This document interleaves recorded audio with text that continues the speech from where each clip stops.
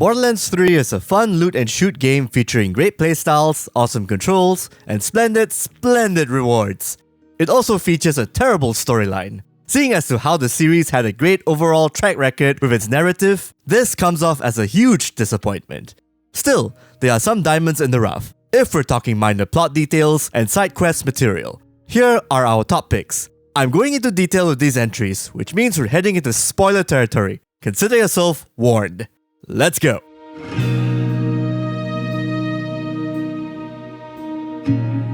The Life of the Party side quest.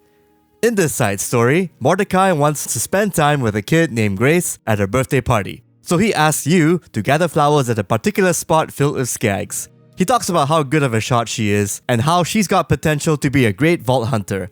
As you head on over to the venue, you find out that Grace has been dead for quite a number of years. See, Mordecai has been away from Pandora for too long and did not know about this.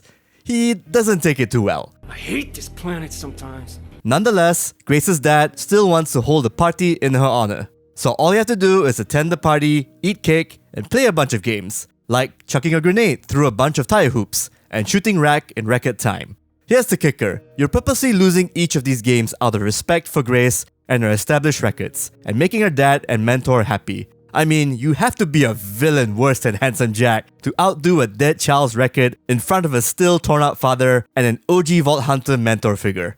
It's small wasteland stories like these that give life to Borderlands 3.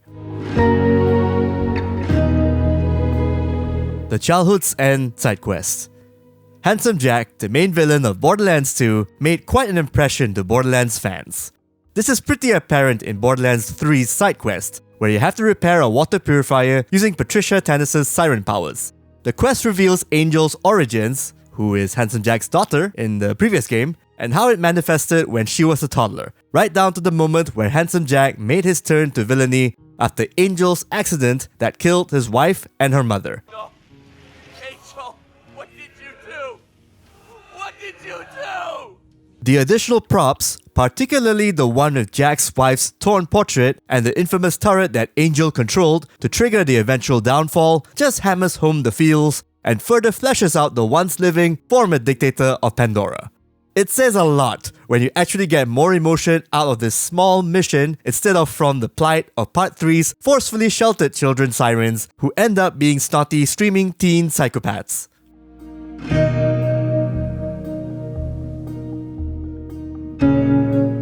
The Heart of Gold side mission from the Handsome Jackpot DLC.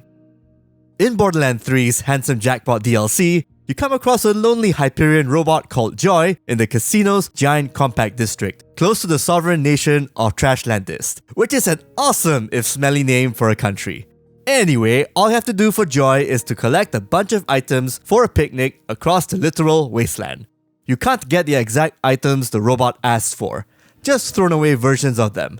While you're fetch questing, you start to notice how chipper Joy is in all of this.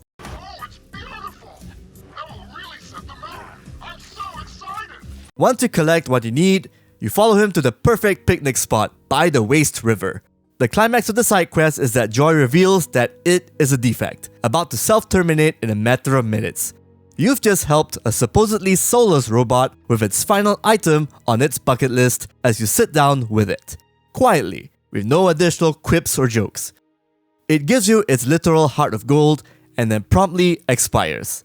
Even a bloodthirsty, loot-hungry vault hunter like yourself can spend time performing random acts of kindness like this. This DLC and the one after it shows that even amidst forced comedy, there are moments of genuine emotional resonance that finds its way in its world building. HAMMERLOCK and JAKOBS. This story development isn't so much a side quest per se, but it's worth noting since it shows up a bit here and there during the main campaign. Both Sir HAMMERLOCK, a hunter and adventurer, and Wainwright JAKOBS, the recent heir to the JAKOBS Corporation, are dating one another. They interact as they would a bickering but well-meaning couple, particularly in the Cold as a Grave main questline, when you have to press a couple of buttons in the gun casket distillery.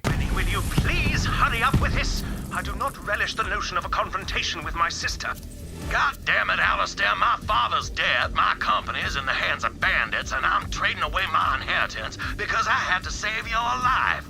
If I have to enjoy myself while solving the last puzzle my father left for me, I damn well shall. This relationship is further fleshed out in the game's new DLC, Guns, Love, and Tentacles, where the two are getting married and are in the middle of a cult war. Both these characters confide in the Vault Hunter about their issues and grievances at one point, but in the end, they did the rational thing and stuck together through the thick of things, even against a married couple who got involved with alien powers they cannot comprehend. Suffice to say, this section of the overall game is really adorable and handled as realistically as possible. As real as a sci-fi Lovecraftian tribute can get. The Cases of Burton Briggs, from the Guns, Love, and Tentacle DLC. Capping off this list is the rather poignant case involving the cursed Burton Briggs. Everyone in the village of Cursehaven is cursed with random afflictions. In Burton's case, it's huge memory loss. Out of your generosity, you end up taking up his quest line to sort him out and get some good loot out of it. I mean, yeah, you get a pretty cool legendary pistol, but the narrative payoff will give you the feels. After going through the graveyard and exploring a maze in perhaps one of the cooler segments of the game, you find out that Burton has a daughter named Iris. The cult army are using her spirit to power up their battalion, but you totally wrecked that plan. You end up going to Burton's cabin where Iris' spirit resides, and after going through a spirit portal, you find out the full story. See, Iris was kidnapped by the DLC's main bad guy Vincent as another host. Without knowing that Vincent was possessing Iris at the time, Burton ends up shooting Vincent in a showdown at the village. This results in his daughter's death by his hands.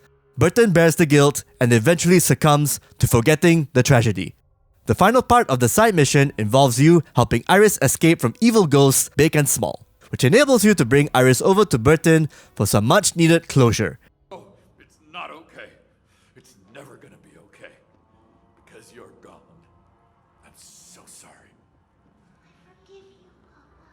I gotta say, this entire questline is handled well and delivers on the emotional pathos that seems to be missing in the original game's storyline. This short yet impactful bit of Borderlands 3 makes me hopeful that the remaining 2 DLCs in the game can have some sort of story element that is on par with Part 2 and Tales of the Borderlands. #Justice for Maya. Thanks for tuning in. Hope you enjoyed that short video about some of Borderlands 3's decent story bits. Gearbox, if you're watching, keep up the great work. And I hope you deliver more narrative improvements in future DLCs that's just as awesome as the new legendaries you're creating. If you like this video or want to see more, do subscribe to our channel and click on the notification bell icon to get updated. Have a good one.